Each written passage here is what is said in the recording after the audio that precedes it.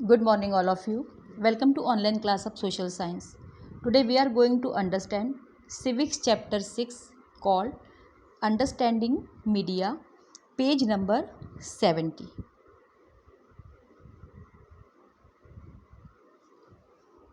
What is your favorite TV program? What do you like listening to on the radio? Which newspaper or magazine do you usually read? Do you surf the internet and what have you found most useful about it? Did you know that there is one word that is often used to collectively refer to the radio, TV, newspaper, internet, and several other forms of communication? This word is media. In this chapter, you will read more about the media. You will find out what is required to make it work, as well as the ways in which the media affects our daily lives. Can you think of one thing that you have learned from the media this week?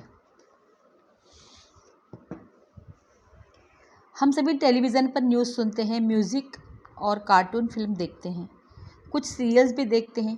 कभी कभी हम radio पर music और news सुनते हैं। आप सभी ने एफएम रेडियो भी एंजॉय किया होगा। हमारे घरों में सुबह न्यूज़पेपर भी आता है जिसे फैमिली के सभी मेंबर्स पढ़ना पसंद करते हैं। इसके साथ हम इंटरनेट का यूज़ भी करते हैं।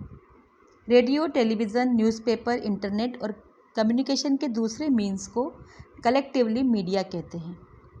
इस चैप्टर में हम मीडिया के बारे में पढ़ेंगे कि किस तरह मीडिया काम करता है या किस प्रकार मीडिया हमारी डेली लाइफ को अफेक्ट करता है। Now come to the page number 71.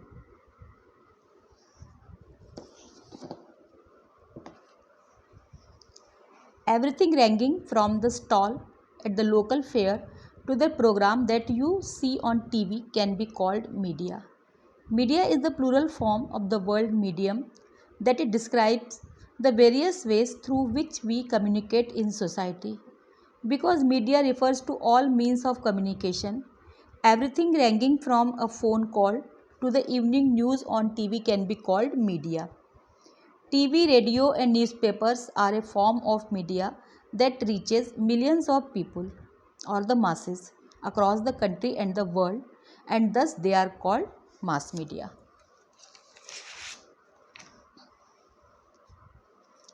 किसी मेले में किसी स्टॉल से आती हुई आवाज़ से लेकर टीवी पर आने वाले प्रोग्राम्स को मीडिया कह सकते हैं।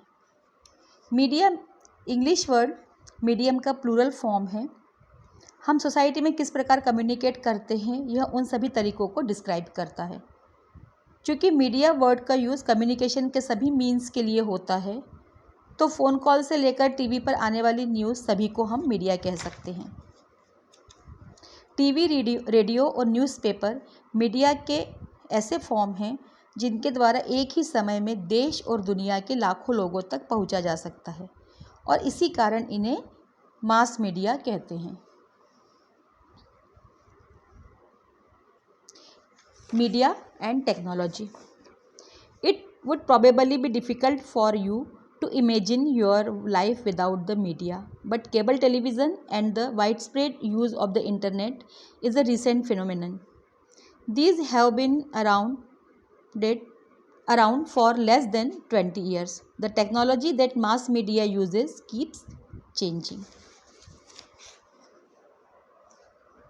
आपके लिए मीडिया के बिना लाइफ के बारे में सोचना कठिन हो सकता है, लेकिन केबल टेलीविज़न और इंटरनेट का यूज़ एक रीसेंट घटना है। शायद 25 ईयर्स से हमने इनका यूज़ करना शुरू किया है। मास मीडिया जिस टेक्नोलॉजी का यूज़ करती है वो हमेशा चेंज होती रहती है। न्यूज़पेपर, टेलीविज़न और radio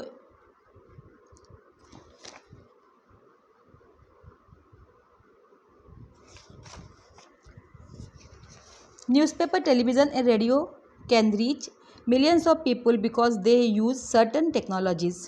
We also tend to discuss newspapers and magazines as the print media and TV and radio as the electronic media. Why do you think newspapers are called print media? As you read further, you will find that this naming is related to the different technologies that these media use. The following photographs will give you a sense of the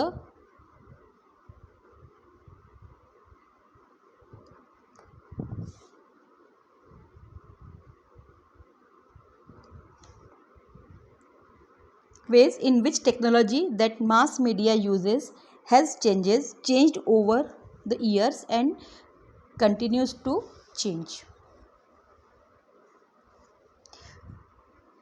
newspaper, television और radio एक ही समय में लाखों लोगों तक पहुंच सकते हैं क्योंकि ये एक सर्टेन टेक्नोलॉजी का यूज़ करते हैं। हम न्यूज़पेपर और मैगज़ीन को प्रिंट मीडिया और टीवी और रेडियो को इलेक्ट्रॉनिक मीडिया कहते हैं। हम न्यूज़पेपर और मैगज़ीन को प्रिंट मीडिया इसलिए कहते हैं क्योंकि इसमें इंफॉर्मेशन प्रिंटेड फॉर्म में होती है। इस चैप्टर में हम पढ़ेंगे कि ये नाम मीडिया द्वारा यूज़ की गई विभिन्न टेक्नोलॉजी के कारण दिए गए हैं।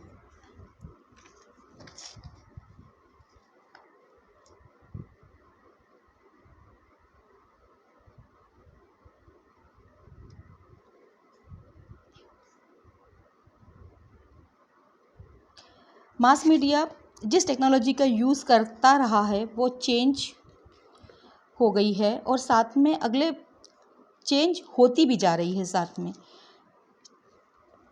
चेंजिंग टेक्नोलॉजी और machines and making technology more modern helps media to reach more people. It also improves the quality of sound and the images that you see. But technology does more than this. It also changes the ways in which we think about our lives. For example, today it is quite difficult for us to think of our lives without television. Television has enabled us to think of ourselves as member of a larger global world. बदलती हुई technology या machines और modern होती हुई technology ज़्यादा से ज़्यादा लोगों तक मीडिया को पहुंचने में मदद करती है। इसके कारण साउंड और इमेजेस की क्वालिटी इम्प्रूव होती है, लेकिन टेक्नोलॉजी इससे भी ज़्यादा कुछ करती है। इसके कारण हमारे जीने का तरीका बदल जाता है। उदाहरण के लिए आज हमें टेलीविज़न के बिना अपनी लाइफ के बारे में सोचना भी कठिन लगता है। टेलीविज़न के कारण हम अपने आप को ग्लोबल वर्ल्ड का एक मेंबर समझने लगे हैं। Now come to the page number 72। Television images travel huge distances through satellites and cable. This allows us to view news and entertainment channels from other parts of the world.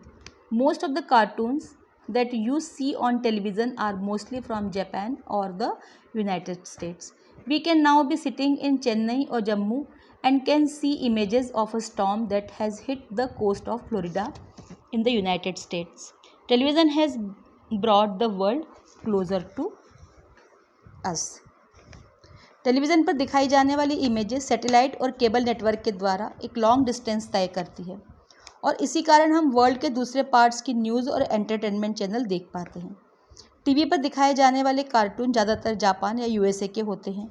इसी प्रकार चेन्नई या जम्मू में रहते हुए भी हम यूएसए के Florida में आए हुए तूफान की इमेजेस देख सकते हैं।